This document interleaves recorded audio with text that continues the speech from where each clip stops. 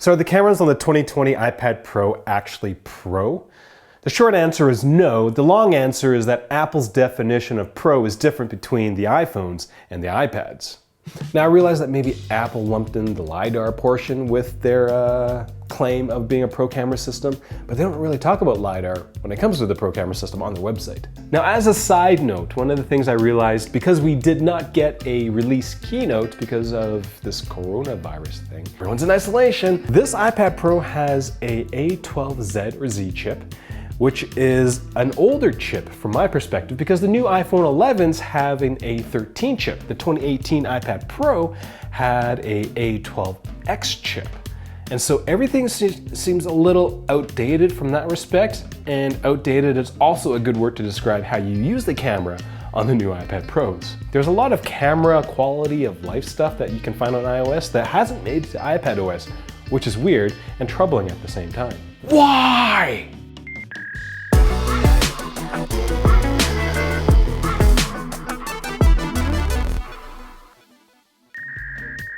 At MobileReviewsEh, Monty and I base all our videos on actual usage. So when it's a camera comparison video, we compare cameras. Now before I went and shot a bunch of stuff, I actually really wanted to see on paper what was kind of the difference between the old, the new versions, and the iPhone versions, and the iPad versions. Again, we didn't get a release keynote, so I usually take notes and I'm like, oh, Phil is saying that this is the best camera that we've ever put in an iPad, and I'll make note of it and then, think about the features, but we didn't get that, so I had to go figure that out manually. Now when I was planning on doing this video, I was going to compare the Pro camera systems on the iPhone 11 Pros against the iPad Pro because they're both Pro products, but in reality, the cameras on the iPad Pro 2020 version are actually the same, almost as good as the ones for the iPhone 11, which is not a Pro camera system. The actual lenses on the iPad are smaller than the ones on the iPhone 11s. My guess is that the lenses are smaller because you don't have OIS, but the old iPad lenses were much bigger and didn't have OIS either, so I have no idea.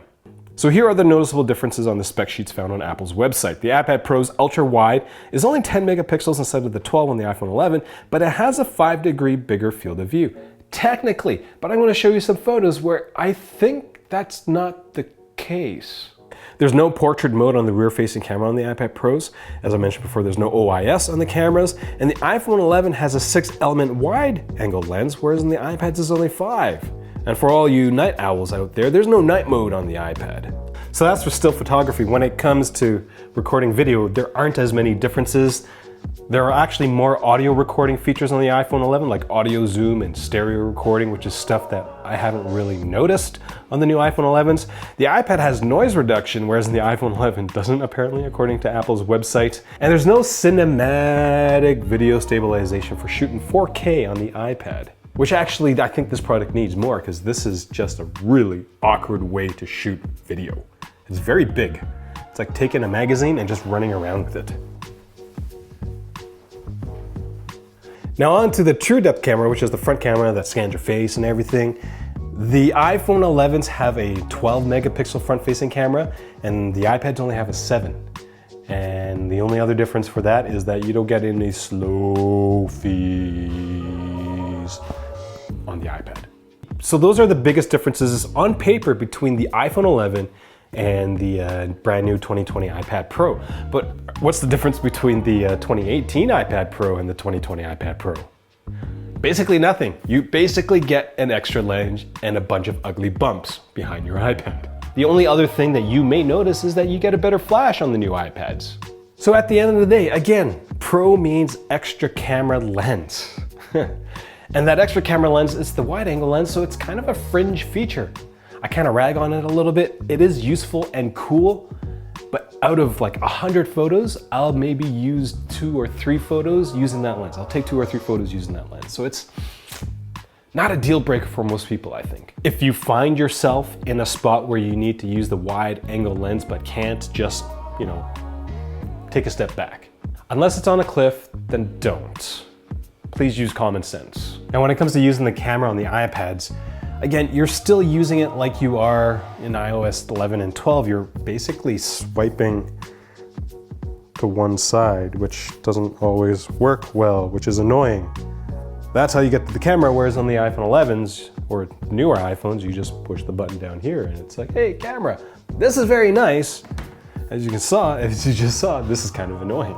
And then the other quality of life thing is when you're trying to switch between HD and 4K, you can easily do that on the iPhone by tapping on the video quality at the top of the screen or in one of the corners. You still have to go through the camera settings on the iPad to do that. What? So for this comparison, I really focused on three things, which is the image stabilization, because I'm a YouTuber, I shoot a lot of video. The wide angle stuff, because as much as I rag on it, I do like it. And then the last one is low light photography, because my office isn't that well lit yet. So to show you the image stabilization, here's a virtual tour of my office. I basically walked around with an iPhone attached to my iPad. And as you can tell, it is you can see my footsteps in the iPad Pro footage, whereas in the iPhone 11 stuff, it's a lot smoother. For the low light stuff, for the videos anyways, I think the iPhone 11 performs a little better than the iPad Pros. If we skip ahead past the steps, you can definitely, again, tell like the iPhone 11 footage is almost like floating. It's kind of like on a gimbal almost, whereas in the iPad Pro, you can kind of feel, you can kind of see me doing this with the entire camera setup.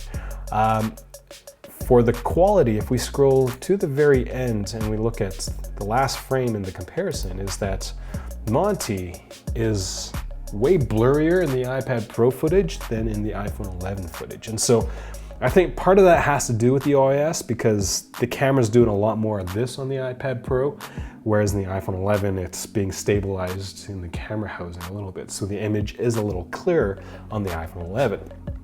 Now, next up is the wide angle stuff. And so I tried to take the same picture using the different devices. I think for this one, I lined up the corner of this like frame that I use for my photo booth. And this is the field of view for the just the standard cameras. And this is the field of view using the wide camera. Now on paper, it says that the field of view on the iPad Pro is supposed to be 5 degrees wider, but between these two photographs, I really think the iPhone 11 one captures a bit more. You can kind of see a bit more, a few more stickies on each side of the photograph. You see a bit more of the ceiling as well as the floor. So unless my understanding of field of view is completely wrong, I think the iPhone 11 ones have a bigger field of view when it comes to the wide angle lens. Here is another example. The low light stuff, I actually think, before I get to the low light stuff, you see way more of my crotch in the iPhone 11 than you do on the iPad Pro. And with the quality, if we look at my Roomba, this is the iPad Pro stuff. If you kind of look at the Roomba, this is pretty smooth, but if we go over to the iPad, it seems a little rougher. So when it comes to still images, I think the iPad Pro does a little bit better if there's no flash or if there's no night mode or anything. Here's another one. This is partially lit and you can kind of tell there's not a big difference, I don't think. If we zoom in, you may see a bit. This is the iPad Pro footage, doesn't look too bad. iPhone 11 footage or photograph, not great. A little grainier, whereas on the iPad Pro, everything seems a little smoother. If we go on to the next low light photo that we took, from this distance, can't really tell, but if we zoom in on the iPhone 11 one, you could definitely tell that the ceiling, there's a lot more of these little chunks of pixels, whereas on the iPhone 11, it's a lot smoother, I think. Well, maybe not. Oh yeah, this one seems way chunkier than this one. Less chunky. Now this photo is with the flash, so this isn't with night mode. And overall, from all the photographs that I took, I think the iPad Pro's sensor is a little cooler. It's a little warmer on the iPhone 11. And this is a photograph with night mode. Right, so on the iPhone 11's night mode like overexposes, like you wait 3 seconds and it just basically takes a video and then creates a photo of it. It doesn't look too bad on the iPad Pro with their flash, but it does look a little more natural with the iPhone 11 version. But I took this photo and it's like the difference between Monty with the flash and Monty without the flash. Like with the flash, Monty looks absolutely destitute. And Monty kind of looks normally. He just looks, he's pretty shaggy right now, and he's going to get even shaggier as the months go on because I'm not bringing him to the dog groomers because, you know, coronavirus isolation. Now, when it comes to like normal photographs, again, iPad Pro seems to take photographs that are a lot warmer. This video for the Catalyst Slim case is coming, I think, probably this weekend. So those are kind of the differences from my perspective on the things that I care about between the camera on the iPad Pro and the camera on the iPhone 11.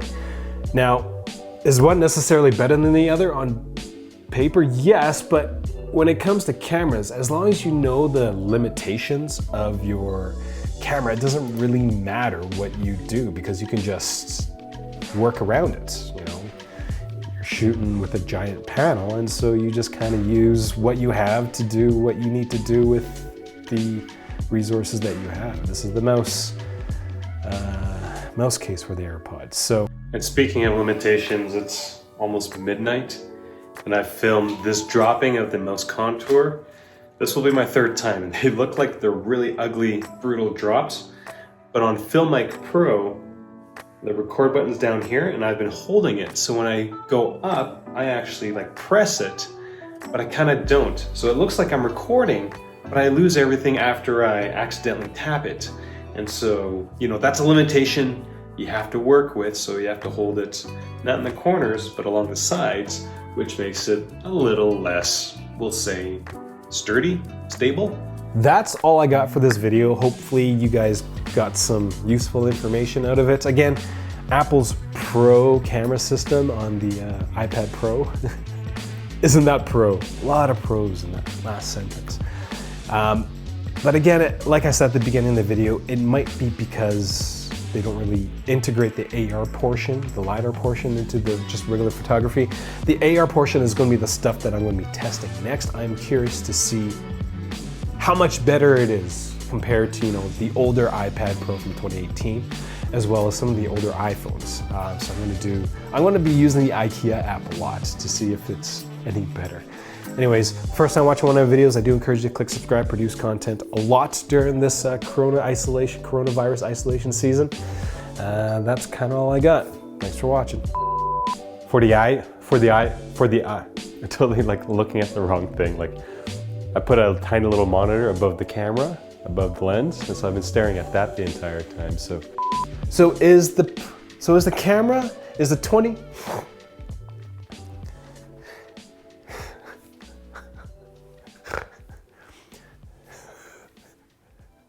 I was here till 12:30 last night, and I've been here, it's 6:50, I've been here since 6.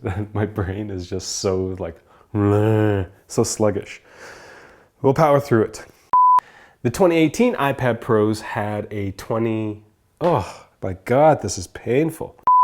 Oh my God, coronavirus. Focus on me, camera. There we go. I usually have a teleprompter, but the teleprompter goes on the iPad, so I'm talking to the iPad, so I can't really use the teleprompter for the iPads. And like, this is supposed to be more like more on the fly, but it actually takes more effort to talk about stuff because I have to redo stuff all the frickin' time. That's gross. Sorry, Val.